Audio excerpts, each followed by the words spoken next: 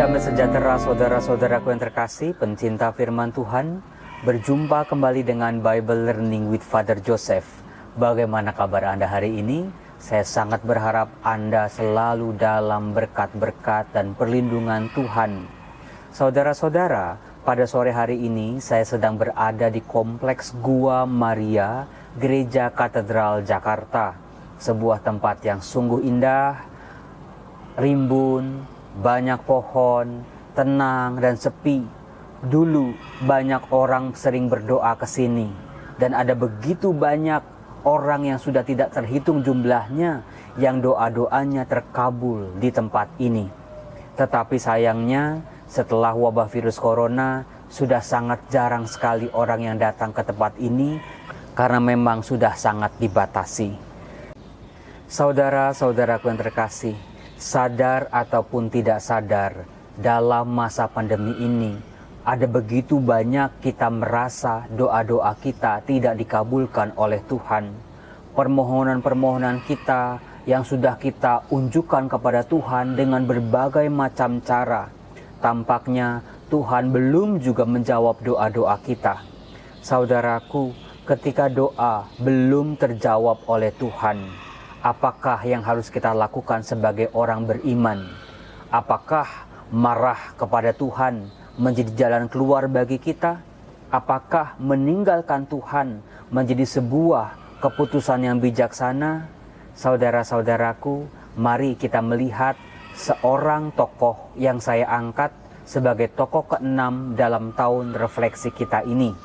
Tokoh itu bernama Abraham. Siapa yang tidak kenal Abraham? Semua pembaca kitab suci pasti kagum dengan yang namanya iman Abraham, khususnya dalam hal ketaatan.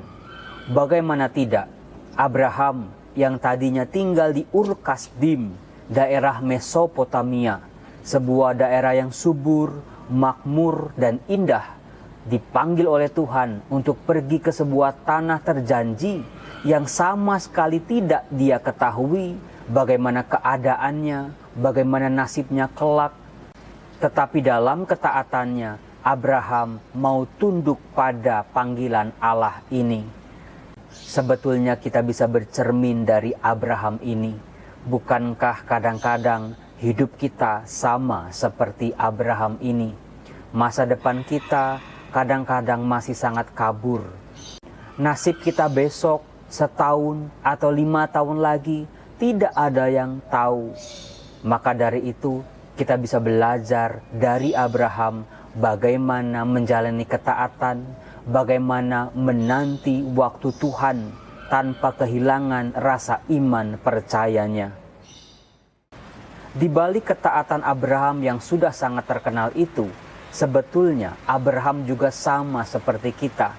Harus bergulat, berproses dengan ketaatan dan imannya itu. Kadang-kadang dia lemah, kadang-kadang Abraham juga goyah. Justru saudara-saudara, dari pengalaman Abraham yang ternyata harus jatuh bangun dalam ketaatannya, kita bisa belajar banyak hal. Ternyata ketaatan iman itu tidak langsung jadi. Justru ketaatan yang luar biasa adalah sebuah hasil dari sebuah proses panjang yang ternyata tidak mudah. Ketaatan Abraham seperti sebuah emas murni yang keluar dari tanur api yang harus diuji dengan berbagai macam pengalaman-pengalaman hidup. Kalau Abraham saja harus bergulat dengan iman dan ketaatannya, termasuk juga kita saudara-saudara, saya dan juga Anda. Salah satu pengalaman Abraham di mana dia ternyata harus bergulat dengan janji-janji Allah bisa kita lihat dalam Kejadian bab 15. Diceritakan seperti ini.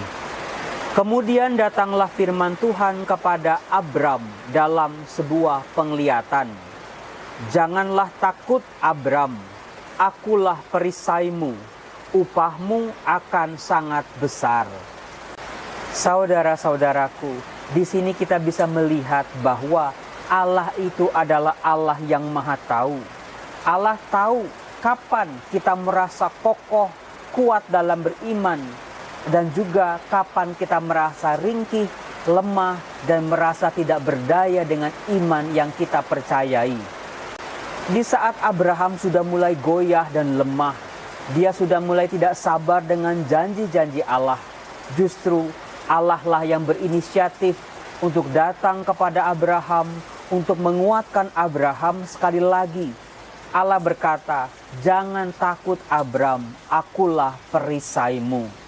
Dari kata-kata ini, Allah mengajak Abram untuk sekali lagi percaya, belajar berproses, mengandalkan Allah sebagai perisainya. Di sini tampak sekali justru ketika kita lemah, jatuh dan tidak berdaya, Allah selalu menguatkan kita, menggandeng tangan kita, mengangkat kita untuk kembali berjalan melanjutkan perjuangan kita. Yang menarik adalah Allah berkata kepada Abram, "Upahmu akan sangat besar." Meskipun yang namanya berkat, upah, kasih karunia tidak bisa menjadi satu-satunya patokan kita dalam beriman, dalam menanti waktu Tuhan.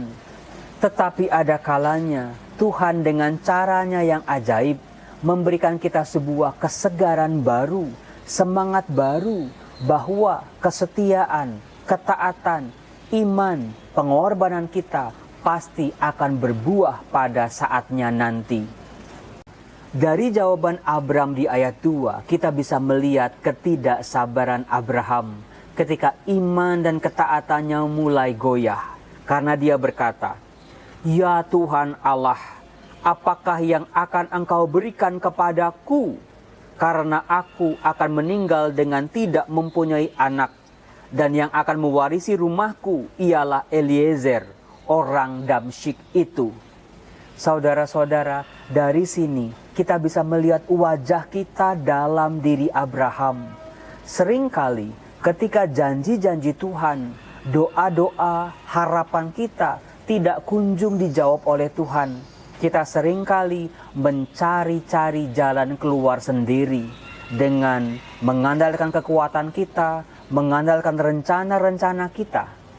Di sini tampak sekali Abram sebetulnya dia kecewa bahwa janji Tuhan kepada dirinya untuk memberikan seorang anak ternyata tidak kunjung juga diberikan oleh Allah. Dalam rasa ketidaksabaran itu, Abram mencari jalannya sendiri. Dia mengangkat salah satu budaknya yang bernama Eliezer, orang Damsyik itu. Tampak sekali rencana yang diambil oleh Abram ini tidak sesuai dengan rencana Allah yang telah disediakan Allah untuk Abram ini. Di ayat 3 kita bisa melihat protes dari Abram. Dia berkata, "Engkau tidak memberikan kepadaku keturunan, sehingga seorang hambaku nanti menjadi ahli warisku." Saudara-saudara, silakan kita melihat diri kita dalam figur orang yang luar biasa ini, yang bernama Abram. Seringkali kita jengkel, seringkali kita marah dan tidak sabar dengan janji-janji Tuhan. Sekali berabraham sekalipun harus belajar berproses, mau dididik oleh Allah. Tidak hanya mengandalkan pikirannya, kemauan dan kehendaknya, tetapi sekali lagi tunduk pada rencana Allah. Saudaraku, rencana Allah yang telah disediakan untuk saya dan juga untuk Anda adalah supaya hidup kita lebih baik lagi, lebih berkualitas lagi. Maka dari itu saudara-saudara, ketika doa-doa kita belum terkabul, ketika harapan kita seperti mengawang-awang di langit, doa-doa kita berbenturan dengan tembok yang tebal, saudaraku, bukalah pintu hatimu supaya kita bisa dibentuk sekali lagi oleh Allah. Menanggapi kebimbangan Abram, Allah tidak marah. Allah berkata di ayat 4, "Orang ini tidak akan menjadi ahli warismu, melainkan anak kandungmu, dialah yang akan menjadi ahli warismu." Lalu Tuhan membawa Abram keluar serta berfirman, "Coba lihat ke langit, hitunglah bintang-bintang, jika engkau dapat menghitungnya." Maka firman-Nya kepadanya, demikianlah banyaknya nanti keturunanmu. Saudara-saudaraku, itulah cara Allah untuk mengingatkan Abraham kepada janji-janji Allah yang pernah dikatakan oleh Allah kepada Abram ini. Maka dari itu saudara-saudaraku, menjadi sangat penting buat kita mengingat kembali relasi-relasi awal kita dengan Allah. Ketika kita merasa tersentuh, merasa dicintai, merasa diampuni dan dikuatkan oleh Allah, di mana Allah berfirman untuk pribadi kita, "Aku mengasihi engkau, aku akan selalu menyertaimu sampai kapanpun." Saudara-saudara, itulah yang dilakukan oleh Allah kepada Abram. Di ayat 6 dikatakan, "Lalu percayalah Abram kepada Tuhan, maka Tuhan memperhitungkan hal itu kepadanya sebagai kebenaran." Saudara-saudara, saya sangat berharap semoga Tuhan juga memperhitungkan rasa percaya kita, kesabaran kita, ketundukan dan ketaatan kita sebagai kebenaran. Percayalah saudara-saudara, Tuhan tidak benci sama kita.